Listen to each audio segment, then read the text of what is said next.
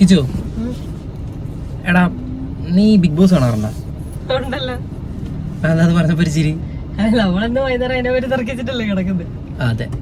അപ്പൊ ഞാനേ ഇങ്ങനെ എന്താണെങ്കിലും നമ്മൾ അതിനെക്കുറിച്ച് കുറേ കാര്യങ്ങൾ സംസാരിക്കുന്നുണ്ട്. ചിലപ്പോൾ കുറേ നെഗറ്റീവ്സും പോസിറ്റീവ്സും നിന്റെ ഭാഗത്ത് നിനക്ക് തോന്നുന്ന കാര്യങ്ങൾ നീ പറയുന്നുണ്ട്, എൻ്റെ ഒപ്പീനിയൻ ഞാൻ ഷെയർ ചെയ്യുന്നുണ്ട്.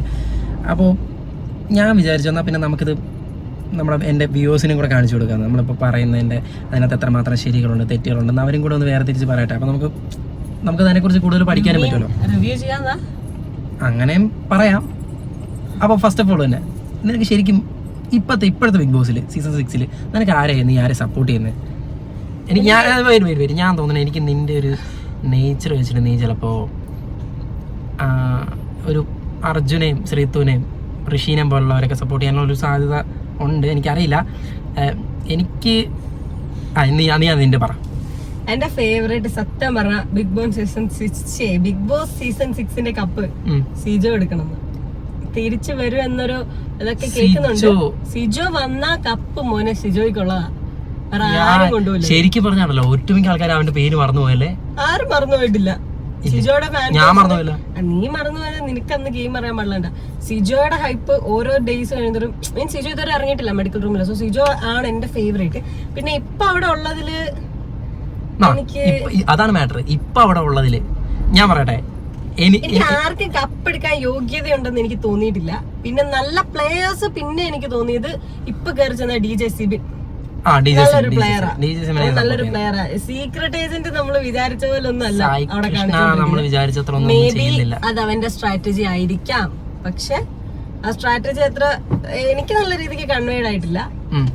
പിന്നെ നന്ദന അതെനിക്ക് ഞാൻ അവിടെ ഞാൻ എനിക്ക് കുഴപ്പമില്ല കേട്ടോ. നല്ല അത്യാവശ്യം ഒരു ആക്റ്റീവ് ആയിട്ടുള്ള ഒരു കുട്ടി. ഞാൻ അതിനോട് 100% വിയോജിക്കുന്നു. അതിന് ആക്റ്റീവ് എന്നല്ല പറയാം, ഓവർ സ്മാർട്ട്. അത് ഞാൻ പറയും ഓവർ സ്മാർട്ട്. അത് ഓരോരുത്തരുടെ കണ്ണിലാണ് ശരിക്കും. അതെ അതെ, അതാ ഞാൻ പറഞ്ഞു. ഞാൻ പറഞ്ഞു എന്റെ കാഴ്ചപ്പാടിൽ അത് ഓവർ സ്മാർട്ട് ആണ്. അതെ, പക്ഷെ നമ്മുടെ കാഴ്ചപ്പാടിൽ ഇപ്പം അയാളെ സപ്പോർട്ട് ചെയ്യുന്ന ആൾക്കാർക്ക് അത് ഓവർ സ്മാർട്ട് അല്ല, അത് പെൺകുട്ടിയുടെ സ്മാർട്ട്നെസ് ആയിരിക്കാം. എന്റെ കാഴ്ചപ്പാടിൽ ഒരുപാട് സ്ട്രഗിൾ ചെയ്ത ഒരു കുട്ടിയാണ്.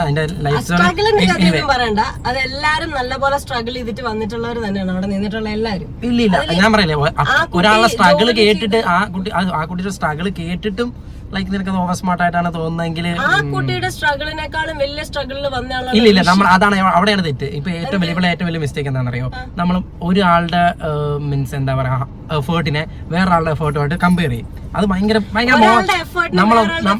കമ്പയർ ചെയ്യുന്നതല്ല.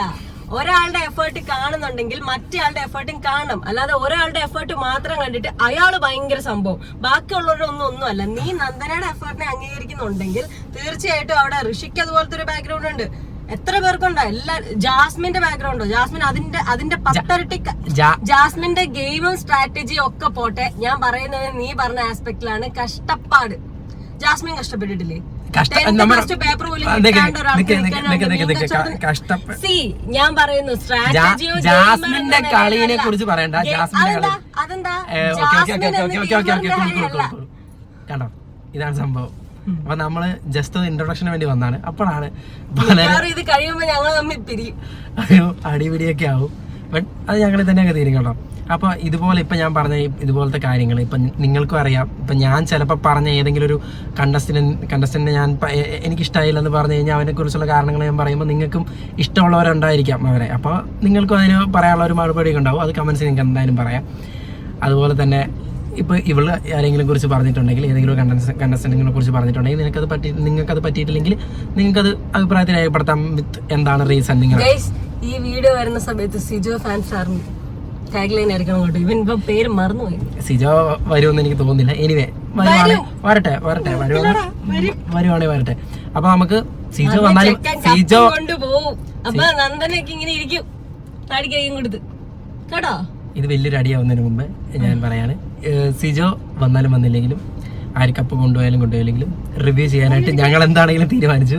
അപ്പോൾ ഇനി മുതൽ ഓരോ റിവ്യൂ ഉണ്ടാവും. അതിപ്പോൾ എന്ത് ബേസിസ്, മേ ബി ഒരു ഇൻസിഡന്റ് ബേസിസ് ചെയ്തായിരിക്കാം, ചിലപ്പോൾ ഒരു 1 വീക്ക് എപ്പിസോഡിന്റെ ബേസ് ചെയ്യാം, ചിലപ്പോൾ ഒരാളുടെ എന്തെങ്കിലും ഒരു ചേഞ്ചിനെ കുറിച്ചായിരിക്കും. ഇപ്പോൾ ജാസ്മിൻ ക്യാപ്റ്റൻസി വന്നു, എങ്ങനെയുണ്ട് ജാസ്മിന്റെ ക്യാപ്റ്റൻസി എന്ന് വിശദീകരിച്ചുകൊണ്ടായിരിക്കാം. അവരുടെ ഗെയിമിങ് ഓരോ ഇപ്പൊ സായി കൃഷ്ണ സീക്രട്ട് ഏജന്റ് പുറത്തുള്ള കാര്യങ്ങൾ അവിടെ പറഞ്ഞു. എന്നിട്ട് ഇന്നലെ ലാലേട്ടൻ ചോദിച്ചപ്പോൾ ഞാൻ ആക്ച്വലി ചിന്തിച്ച കാര്യമാണ്, അവൻ എന്തുകൊണ്ടത് പറഞ്ഞു. അവനത് പറഞ്ഞതുകൊണ്ട് ജാസ്മിൻ ഉണ്ടായ ചേഞ്ചസ് ഭയങ്കര വലുതാ.